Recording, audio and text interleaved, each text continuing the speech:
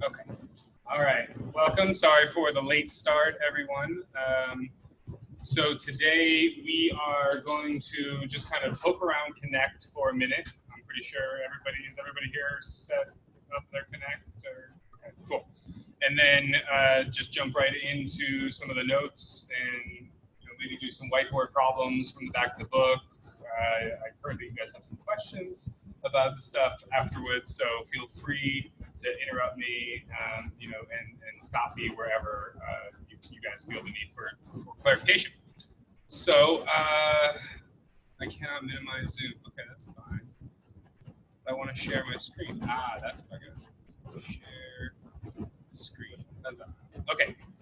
So if we go into CSC Online on that front page, this is the front page. Then we go to course navigation, and we're going to click on week 1, where we are. And so we can download both of the PowerPoints right there. So we'll start off doing that. So we just have them. And then we can go ahead and use this Connect link to sign up for and or use Connect. So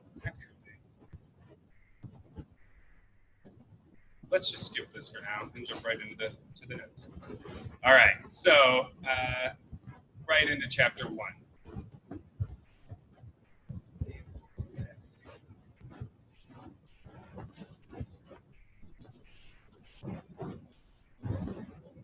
Okay, awesome.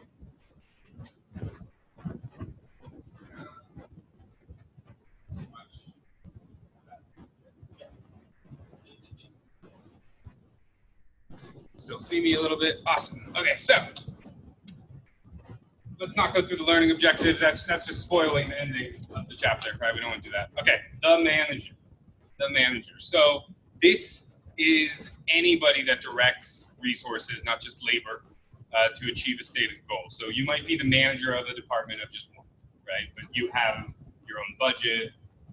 You have your own tasks that you're supposed to perform for the rest of the company. So you're directing the effort of others and resources, or resources. You're purchasing inputs used in the production of the output, and then you're helping with either quality, price decisions, sometimes both, depending on how much purview you have, how much power you have. And so we all know economics is all about the decision making of scarce resources, right? So we have to remember that resources are things that we actually want.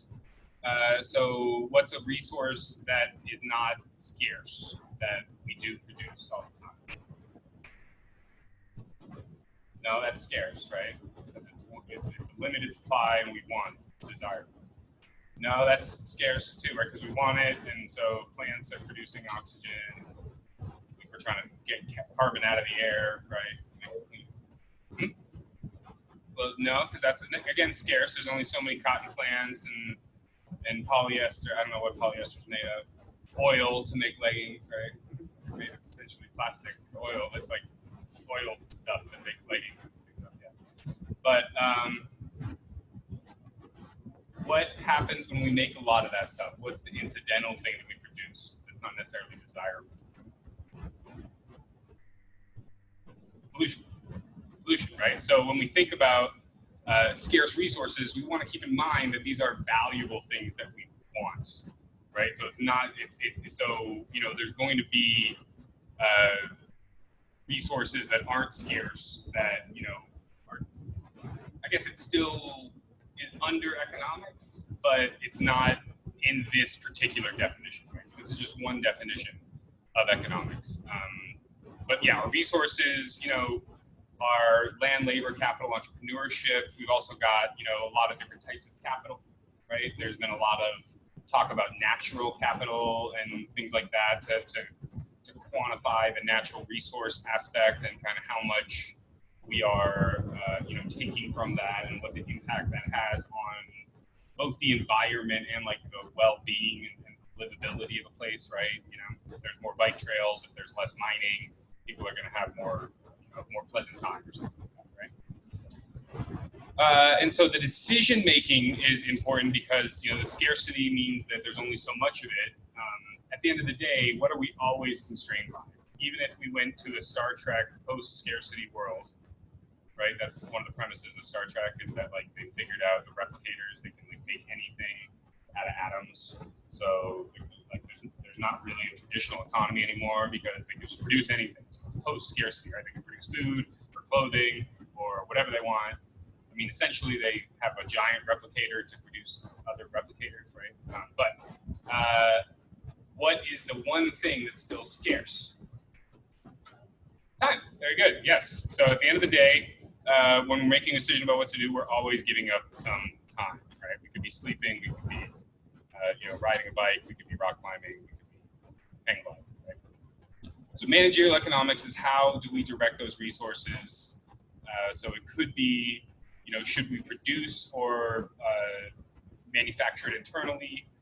So we purchase components from outside, or should we manufacture that part of the supply chain internally? Should we, just produce one kind of computer or produce a whole line? And then how many do we produce and what price? So everybody's clear on what price, but why is the how many important?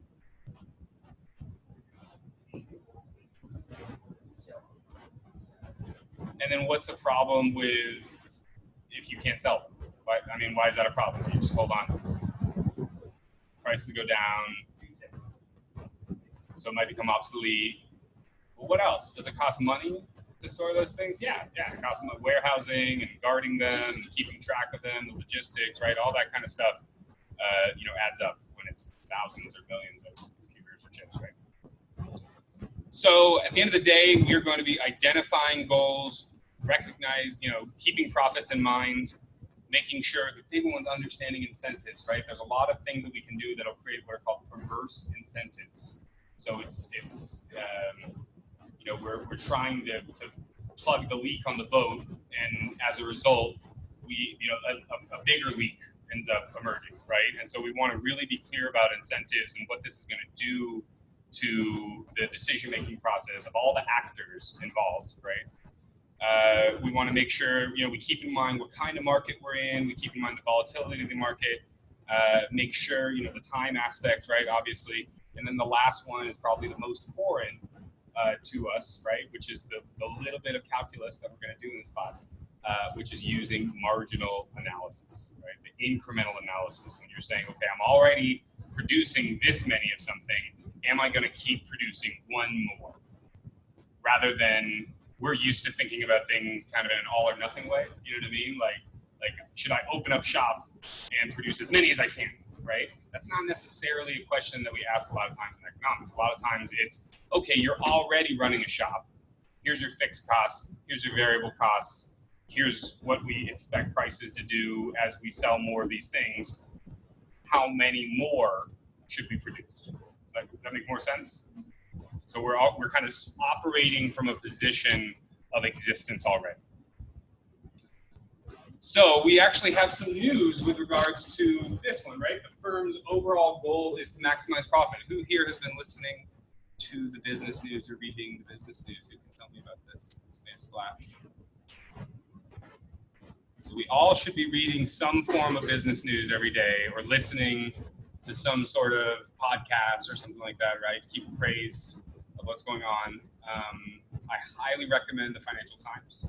It's expensive, so I don't even subscribe to it myself, but I just listen to their podcasts. They have daily podcasts, they have weekly podcasts. They're all free. They're all excellent commentary. Financial Times. There's a daily podcast called Marketplace that I think is quite good. The only thing is, the guy has this schwarmy smile that you can hear through the radio whenever he says, "This is Marketplace." And it's very annoying. But the rest of it is good. So if you can deal with those 3 words every day, then I highly recommend it. I'm trying to think of what else. The FT has a bunch of different ones, and that's really going to cover all of the important crap. The nice thing about the FT is it's British, so you don't get a lot of the American political cycle and stuff like that. It's very fact-based, and they're just one of the most reputable news authorities in the last 100 years. So there's that. I'm trying to think of what else. Bloomberg. I like Bloomberg a lot, either just watching it or going on the show or going on the website. I do a lot of podcasts. Yeah, if you listen to the Financial Times one, usually most of what's going on in terms of the headlines. So 200 and something big companies got together and said, we're changing our priorities. We're not just going to maximize profits anymore, and we're going to think about the impact that our activities have in the long term on the well-being of the societies and the workers and the consumers and blah, blah, blah, blah. A lot of like lip service, right? We'll see if they actually do. But it's very interesting because for a very long time, they've been, quite ruthless about just, no, maximize profits, maximize profits. And if I don't maximize profits, this is the famous thing. If I don't maximize profits, they're going to fire me and bring somebody else who's going to maximize the profits. And the shareholders are like, well, if we don't maximize profits for this company, then the other company, they're going to maximize profits more ruthlessly, and everybody's going to go invest in that company, right? And so it's all been this kind of fear-based argument about why we have to do this, race to the bottom in terms of labor standard, environmental standards, so on and so forth, so that we can maximize profits completely, right? So the story goes that there's all these institutional investors. So what's an institutional investor? What's that?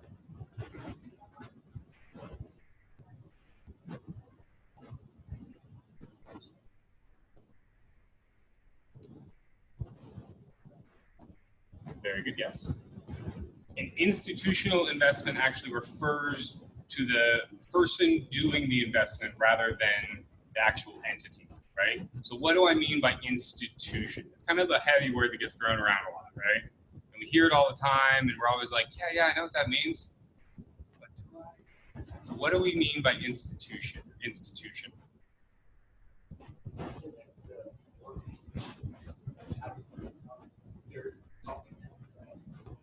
Close. So an institution is a large organization, right? Usually either public or quasi-public, right?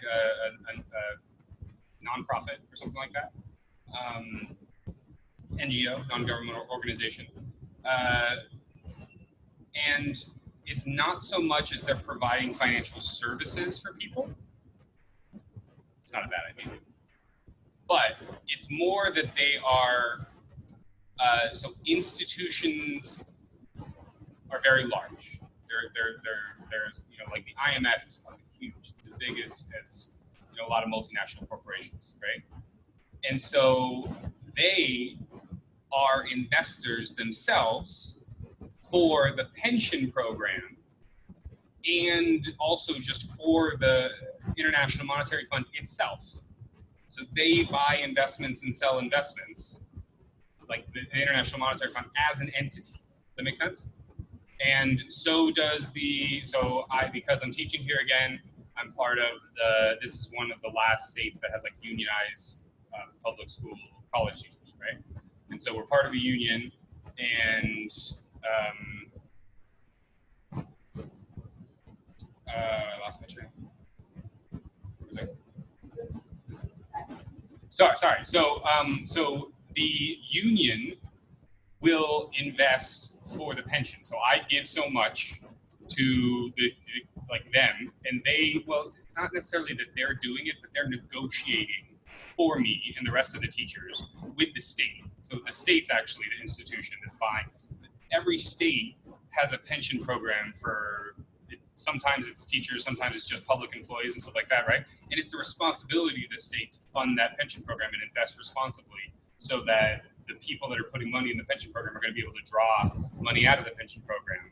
And sometimes, a lot of times in the last 20 years, people have lived a lot longer than the original expectation when they started the pension program, right? And so there's been a lot of pensions that have gone under. And that's a whole big litigious thing in terms of when a pension goes under. I mean, that was what was happening in 2008. So the economy crashed and a bunch of companies went under and their pensions went under. So you got people that were doing fine earning Social Security and their pension, and they had some stock market returns, and now the pension and the stock market are gone. Wiped out. Now they're just living on Social Security. That's why a bunch of people went back and started working at Walmart and Wendy's and everything like that. And you see a lot of retired people working now. You didn't see that before because there was a lot of very successful pension programs that were operating. So part of it was the demographic burden on them, okay? But part of it was the result of the crisis. And it just shelved the pensions, like in terms of the value of the pensions just dropped overnight once the crash happened. So the institutional investors are long-term investors. So the state of Nebraska, for me, right? The International Monetary Fund for all their employees. The federal government of the United States provides, I mean, essentially they're an institution that the Social Security is supposedly, is kind of an institutional investor. And so that part of the buying and selling of treasury bills that the U.S. does from itself goes towards that.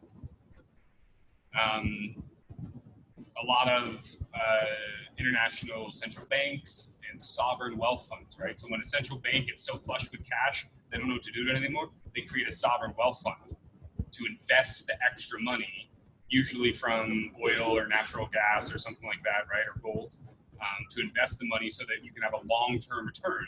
Because otherwise, the corrupt government's just going to spend all that money to try and secure more votes, and the money's going to be gone in 10 years. And there's going to be no infrastructure, there's going to be no economic activity, and so you're going to be right back where you started before you had that bonanza, right? That economic boom. So these institutional investors, this is such a long-winded way to talk about one bullet point, but the institutional investors supposedly, so these long-term investors for the pensions and the banks and the governments and the NGOs and stuff, right? They're like, well, this is bullshit what you guys are doing with polluting the earth and, and all this short-term profit seeking. We need returns long-term. That's our whole model as institutional investors. We're not looking for short-term returns. We're not looking, to get a golden parachute and go to another company or retire and sell all my stock in 2 years or something like that. We're in the long haul. And so they're seeing the writing on the wall in terms of, like, and I haven't looked at these things closely, so I don't want you to quote me on this, but there have been some analyses that say that, like, us pulling out of the Paris Climate Accord is going to have, this much of a negative impact on global GDP in the next 30 years. I don't know the assumptions. I don't know what model they did, but it's a very widely held position that we're going to start seeing economic losses from you could also just think about, like, even if nothing else happens, there's going to be less land. We're going to have to refortify shores. It's going to be like New Orleans is going to be worse hit in hurricanes and other things like that. So as the sea level rises, there's just going to be issues there for coastline places. So all this to say, all these companies got together and they said, hey, we need to not just maximize profits. We're going to focus on other things in addition to maximizing profits. And there's been a lot of chatter about corporate social responsibility, right? Especially in like East Asian countries and stuff like that, and how important that is to investors. But we haven't really seen them walk the walk. We've seen a lot of talk, not a lot of walk. So they came together, they issued this kind of manifesto proclamation. We'll see if it becomes anything. It's better than nothing. There's no real reason that they were pressured to do this. I mean, they've got, they've got their lobbyists so well paid and so well connected that they've essentially locked up Washington so they can't regulate them. So, at least they're doing something. At least they're doing something. We'll see what happens. Now, at the end of the day, what are the things that make it difficult for us to achieve our goals if we're, managing a country, managing a business, managing a household, right? Well, there's the available technology. It's much easier to manage a household now than it was 100 years ago when there wasn't a vacuum cleaner and a dishwasher and a freaking washing machine. Can you imagine like scrubbing stuff on the lot? Like, no, never. You used to have to do that all the time, right?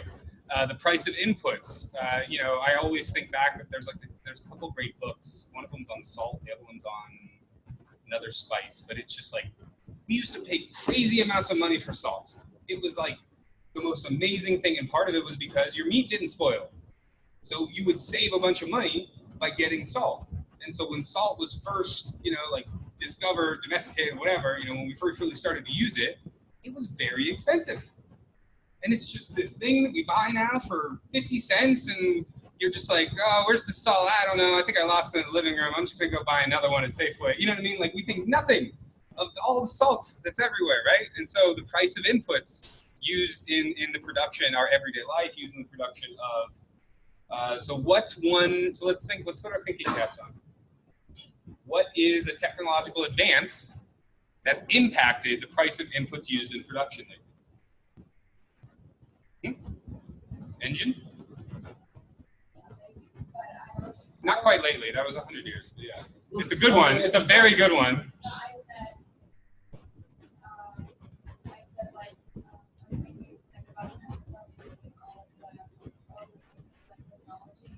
So it's a combination of robotics and monitoring. Like all the Amazon employees have like badges, and they have to scan it at each check station. And each time they scan something, there's a timestamp. And each time they put it somewhere else and scan it, there's a timestamp. And so at the end of the day, the amount of information and oversight these managers have over the workers is like so much that they need the computers to crunch it down and give it to them in a visualization. Otherwise, it's just thousands of lines of freaking Excel code. It's like the Matrix. Like, you can't. I don't know what's going on here, right? So yes, absolutely. The advanced robotics, the beautiful dance, oppressive as it may be, the beautiful dance between robotics and humans, and the processes that are overseeing both of them and their efficiency, and how the humans above interface with those processes, which interface with them. I mean, it's very complicated, and it's very elegant. But I'm thinking something a bit more rustic, a bit more earthy. So for somebody around here, for somebody that's making windmills. You're making windmills or something, right? You need a really specialized part. What do you used to have to do? You had to order it, right? Where'd you order it from? You ordered it from China, right? You had to order a bunch of them. You hoped that they got the spec right, and that the quality is good enough, and that you can use it. What can you do now then? You got this weird screw with it's like a space screw that you can't buy at the Ace Hardware or something like that. And print it. Right? I mean, we've got new advances every year in terms of the new materials that you're able to print and how strong the materials are. And so a lot of prototyping places, a lot of manufacturing places are using 3D printers rather than taking a gamble and having to order a whole bunch of them from some special size from halfway across the world and have it shipped over on a freight carrier and have it wait 3 weeks or however long it takes. Just download the schematics, stuff with a little bit on AutoCAD, print it out, do a stress test on it, make sure it's strong enough, put it in there, see if it works.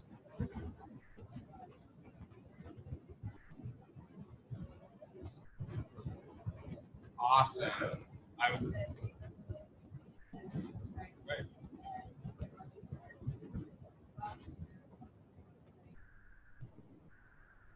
So awesome. Right. It's like the Beyond Meat, or no, that'd be great. I would love that. I'd love pain-free meat. I love meat. I was a vegetarian for like 5-6 years because I felt so bad. And I was still feel bad sometimes when I think about it so much. I just don't think about it. But I would love that. I would love cognitive dissonance, right? I would love to have pain-free meat and stuff like, you know what I mean? Like that would be amazing. I think there would probably always be a market for authentic meat, and you know what I mean? But like, as more and more people are rising out of the $1-a-day poverty level, they're having richer diets with more nutrients, and a lot of that's more meat. And part of the environmentalist cause right now is they're trying to take away our steak because of all the farts, right? All the cow farts. and the fact that like the steak is one of the largest methane and CO2 producing industries on the planet. And if everyone's going to get wealthier and there's going to be higher standards of living, then there's just going to be more and more demand for food, right? And so we've seen with economic pressures, as there's more demand for something, people are going to switch from producing sheep and pigs and other stuff to more cattle, and then the problem's going to get worse. And so it'd be really awesome to have like a soylent meat, just kind of like generic meat type, you know, that's like the new Spam that everybody has in their cupboard that tastes exactly like meat. I know that there's gonna be a lot of people that are like, I don't know, produced meat, it's printed, but I don't see a problem with it. I mean, like I said, I was vegetarian. I ate like tofu and tempeh, right? I mean, like tempeh is like fermented nuts. It's very odd. You have to really get over it, but it tastes great, you know. And so, I mean, I've had granola bars or protein bars made of grasshopper protein. It was you couldn't tell the difference. No, you can't. Yeah, I mean, so it's so funny because did you guys see the Daily Show did a skit about Las Vegas and the locusts that were there, and how it was like it went viral in some country in Africa because they were just like those locusts are a delicacy there. And so all the people are like watching these videos of all these Las Vegas people like freaking out because there's so many bugs, and like Las Vegas people are essentially like old Florida people. I lived there for 8 to 9 months. Like it's essentially like a bunch of drunks and just a bunch of old people. That's Vegas for you. They were just like, we'll come help you with the problem. like a bunch of them were making all these jokes because there was, I mean, all these delicacy to them was available. You know, it was a swarm. You guys should watch the video. It's pretty funny. But yeah, bugs are, you know, they're the most common thing in the world, right? We have more bugs than anything else. And yeah, if we can sell people on eating bugs, then we will end global hunger. Global hunger is mostly a supply chain problem at this point, rather than it's a production problem, right? It used to be a production problem. That's why economics is called what? What's economics called? What's the nickname of economics? It's from a guy who said that we're going to run out of food because we're too full of sin. He's very evangelical. We're too full of sin, and our natural instincts will overcome our sensitivities, and we're going to reproduce like rabbits, and then we're not making enough food. He charted how much food we were making over time, and then he charted the population, and he was like, the population is going to go like this, and we're only making this much food. Who was that guy? His name was Malthus, Malthus, Malthus. And he is the person that nicknamed economics is called the dismal science. Dismal science. And that is because of his proclamation that we were going to run out of food. Why was he wrong?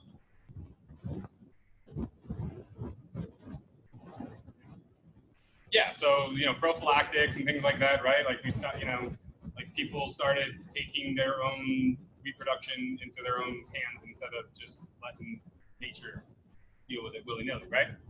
And then what else happened? Did we keep producing food on this steady trajectory? Yes, there was a first green revolution and a second green revolution, right? Where the first one, I think, was the use of fertilizers and things like that. And the second one was like rotating crops and new agricultural equipment. Yeah, I don't exactly remember, but I know there was 2. And so we ended up producing, he was wrong, he was flat ass wrong. And we ended up producing more food than we needed. And so for the last like 40, 30 years, it's been an issue of we produce all this food, but a bunch of it goes the wrong places and gets wasted. And America is one of the biggest wasters. We throw away a ton of food, let a ton of food rot in our fridge. Like it's pretty bad. All right, slide number 8. We're making lightning pace. So the different profits, you guys know about this, right? The economic profit just has your opportunity costs, right? The implicit costs. So accounting profits, just explicit stuff. If you wrote a check for it, if you handed somebody cash for it, if you swiped a card, That's an explicit cost. Economic profit is all the accounting costs plus what you and or your money could be doing. So it's your foregone salary as well as the foregone interest on whatever capital you've put in, or the foregone return for that capital that, well, no, yeah, the foregone interest, foregone return, same. Does that make sense? This is a big one. I'll definitely throw you some easy questions on the test, just calculating the economic and accounting profit. It's going to be like, Susie gets this much for lemonade, and she spends this much for lemons, and she spends this much on sugar. Water is free. What's her accounting profit? And then it's going to be like, Susie could be out lifeguarding and making this much money.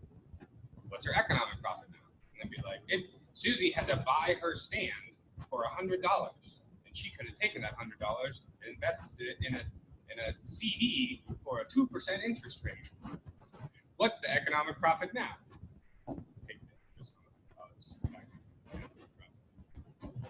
Make sense?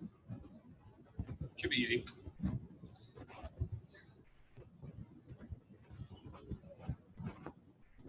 What'd you say? Okay, so here's the best part. I know I shouldn't do it because, you know what they do in economics all the time? They go, they have like a bunch of like, let this be this and this be this, and here's this lemma, and here's this proposition that this happens, and here's the proof, and no, it doesn't do the proof, but it goes blah blah blah, and then it goes, it can easily be shown that this. You know how many times I've sat there just like fueling, just like in my head, just like it can easily be shown. Like I've got like pages of math with like everything scribbled out. I'm just how can you show that? So I will try and be more considerate about the word easy, because I know it's a bit of a salt in the wound kind of thing. All right, what's this big old graphy graph with the star? So it's just saying that the path to sustainable industry profits is through analyzing all these things, these 5 different categories of things, right? And so the crappy thing is, because like all of these are necessary, if you kind of screw up with one of them and ignore one of them, you're probably not going to have sustainable industry profits, right? So what are we talking about when we say sustainable industry profits at the end of the day?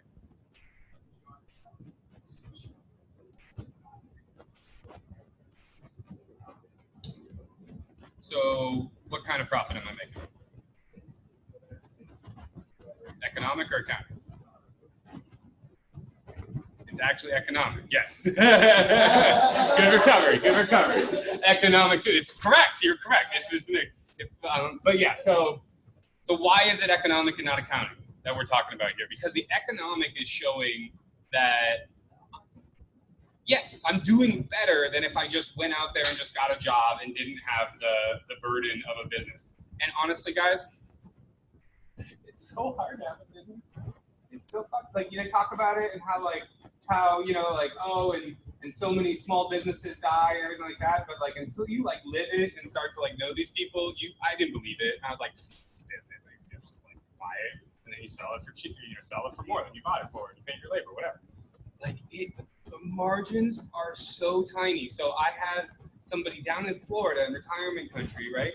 All these old people, and they get old, and they don't want to move to the old people home, right? And they can't go up the stairs anymore because they got like bionic hips and legs and crap. And so they have to get what are called mobility solutions, right? Which is like the little elevator that goes on your stairs and you sit on it and go all the way up, So this guy was selling that to these people. And like a lot of time, like Medicare or Medicaid pays for some of it too. You know what I mean? It's not even like it's all out of pocket. And he wasn't making a profit. He's running this business. He's got all these employees. He's making a loss every fucking year. And he kind of joked about like, oh, if I stayed home, I'd make more money than this. And he was right. If he stayed home and did nothing, if he closed the business down, stayed home and did nothing, he'd make more money than what he was making right then. And then I got another guy. He's an amazing chef down in Denver, right? He runs a Village Inn. You guys been to a Village Inn? It's like a slightly better Denny's. It's like a 24-hour diner with breakfast and lunch and stuff. And he runs this Village Inn. It's on Colfax. It's busy. They make like $10,000 a quarter, maybe. Like maybe. And it's like a huge restaurant with 40, 50 employees. And so like, you know, he talks about like, you know, going off and you know, running his own restaurant. But then he's like, but why? Like this Village Inn's been here forever. Like the whole thing with restaurants is like for the first 3 years, you're not going to make any money. People are creatures of habit, and they need word of mouth, and yada, yada, yada. So you just lose money. You hemorrhage money the first 3 years, right? And then after 3 years, you have the chance of starting to make money. He's like, why? To put up with all of it, just to squeeze by and make like 10 grand a year extra on top of what I already make right now? No, it doesn't make any sense, right? He's already getting, so what in economics terms, what does that mean? He doesn't believe that by starting a new restaurant, he's going to be able to recoup his implicit costs. He doesn't believe he's going to be able to make an economic profit by investing his money and his time in this restaurant and running it. Even though he has all the experience and the food's great and everything like that, because it's just so competitive. The margins were so thin. I couldn't believe it when I just took a look at the books. How? I just assumed places like that were making gangbusters going back to corporate. No way. Don't invest in Village Inn. Stop. That's the sell or hold. Okay, so at the end of the day, entry. So there's entry costs, right? You know, until 1920, you didn't have to get a business license in this place in the United States, right? You could just say, I'm a business. And then some stupid government person at the city was like, we should charge issue licenses. And everybody else caught on. And now there's these stupid business costs. So that's essentially the business costs. That's the entry costs for almost every business, right? Is a freaking license. If you're selling something, you need a seller's permit from the state. They're so easy to get. They just cost money. And you have to redo them every year. And you got to pay taxes on them. Yada yada. So the different economies of scale. Obviously, you know, Coca-Cola makes a can of Coke much cheaper than, you know, if we started a Chadron, you know, soda company, right? It would cost us a lot more just because we don't have the large bottling facilities. We can't buy the corn syrup at bulk, you know, yada yada yada. You know, reputation, right? But why? I was in Greece, and there were these little like bodega stores, you know, and some of them sold souvenirs. I was trying to find souvenirs, and the guy's trying to sell me unlabeled liquor, like that his family made. Like, I'm not about to roll the dice and maybe go blind from your liquor. You know, and then like I didn't get any, and then sure enough, like I read some news story the other day. It's like 8 more people like go blind, or like maybe it was just they went sick. Right? Maybe in my head I said 8 people got sick from drinking unlicensed grain alcohol or something like that in Mexico. But anyways, so reputation. You know what I mean? Like I'm not buying liquor from some guy who sells souvenirs off the side of the road. It's not happening. It's not happening. Network effects, right? You know. Why? Who's going to go out and buy a fax machine, right? It was the bee's knees, and you needed one to be in the business in the 90s, right? But now, yeah, I mean, the only place you get a fax machine is for school. And even then, I'm just like, can I send you an encrypted PDF and then call you on the phone and give you the password? Because I know you guys are trying to be good about personal information, which I like, but I don't want to track down a fax machine.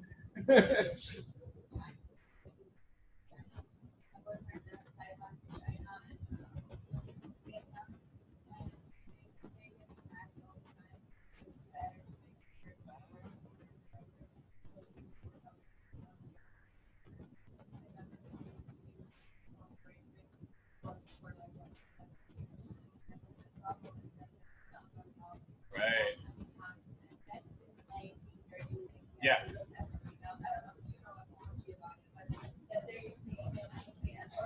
You're part of the problem, G. Tell us what you've done. That's ransomware attacks, right? And they lock everything up, and they say. And so I told the dean about that like 3-4 years ago. I was like, hey, you know that this school in California, they had somebody come in and lock all their student records down and demanded $50,000 of Bitcoin, and like the school has no recourse, and also they didn't have an insurance policy for it. We should get an insurance policy for You know, like it's a rider, so that if it does happen, we can pay out for it. And it was like, but we have that new CIO, Chief Information Officer, and they did make me do a very long and thorough security training with taught you all about phishing and taught you about identity theft. And I was just like, this is so necessary, but I feel like there should be an age cutoff. Like if you're born after a certain date, you don't have to do it, because while I definitely know some employees no longer here that have retired that really needed this kind of training, but it was still good to see how they were getting the message across and their mix of videos and tests. It was adaptive, so if you got the first 2 questions right, they just like cleared you the rest of it at least, you know. So, but then if you kept getting stuff wrong, you kept giving it to you again and again and again. It kind of like learns from it, right? You know?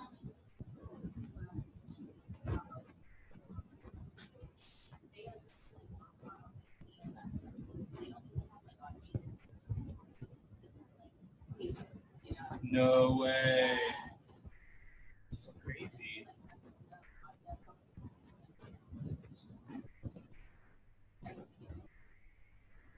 I mean, yeah, because I mean, switching to automated, so you are then vulnerable, and you essentially need a new employee. You need an IT professional now that's in charge of security, and then everybody has to be really careful. So one of the businesses that I worked with, and it did a good job, because I was like, I worked in a help desk before. I'm security conscious, and I got twice. So it was, if you left your computer open and not password protected, and somebody got onto your computer and into your email, they can send themselves an email saying like, hey, do you want to go to lunch tomorrow? My treat.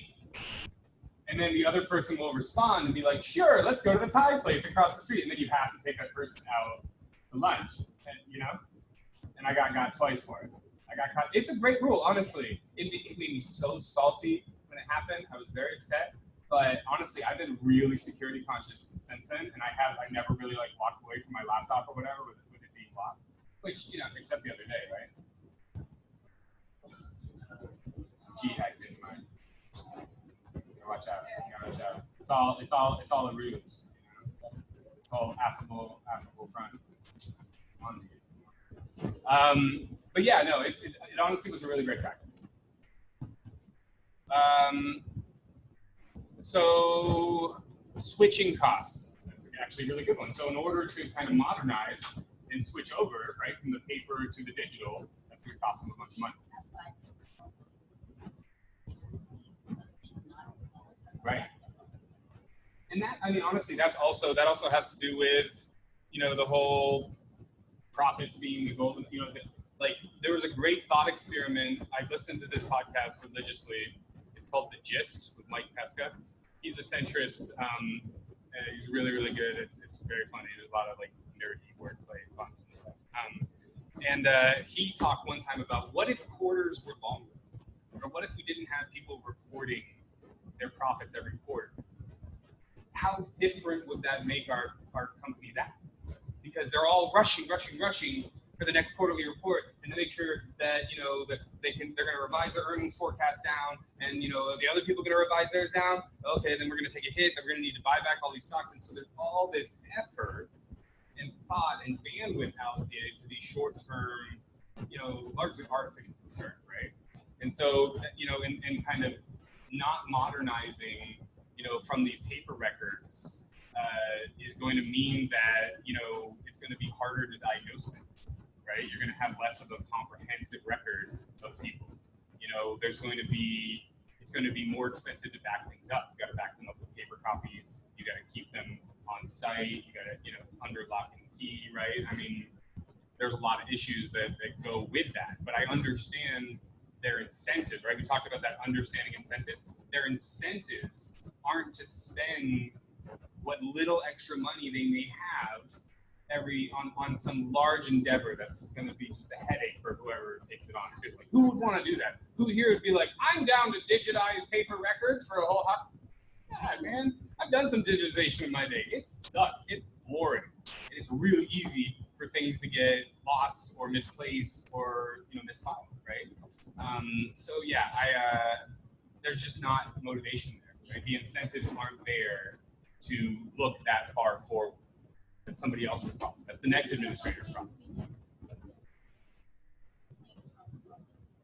But if the public gets decent health care at not an awful cost, at the end of the day, are those complaints that warranted? You know what I mean? Like healthcare has never been a consumer. It's not like Disney World. It's never been a consumer-centric industry in a way. You know what I mean? Like, and so, I mean, part of that is probably my U.S. perspective. It's always been very skewed in terms of like, oh, do you have cash? Oh no. Do you have good insurance? Oh, we don't care. We're gonna do the bare minimum legally allowed. You know what I mean? Like so, and then other than that, then you have perverse incentives, and we'll end on this graph today. You've got perverse incentives. Like I have a buddy who it looks like his teeth are all. He looks like he's a meth head. His teeth are all jacked, and part of that is because he went to his family was really rich, but they were like kind of hillbilly, redneck rich. And they went to this dentist, and the dentist knew that they were rich. So instead of getting like a bite guard or like fixing his jaw or whatever, right? He just kept treating cavity after cavity after cavity and putting more crowns in and everything, right? Because those crowns are fucked. That's where the money's at for the dentist. So like $6,000 a piece. By the way, hack. You can just get a 10th crown, and they last for a long time. You can just keep getting a 10th crown. My mom did that like 10 years. You just got to get a 10th. So you go to the doctor, and I would be like, "Do you want a new one?" She's like, "Yeah, just temporary one." Like, when you want me to see you again for the new one? She's like, "No, just temporary one." Wasn't an issue. Also, I should probably turn the recording camera off. If you ever need antibiotics, the fish antibiotics is exactly the same. It's exactly the same. The water stuff that you drop in you can order it on it. Don't quote me on this, but the fish antibiotics are exactly the same as regular antibiotics. If you get sick and you can't afford to go to the doctor and get antibiotics, you can go to the pet store and get fish amoxicillin that you would drop in the fish tank. You can take it and it will work. It's fine. I did it like 3 times in college.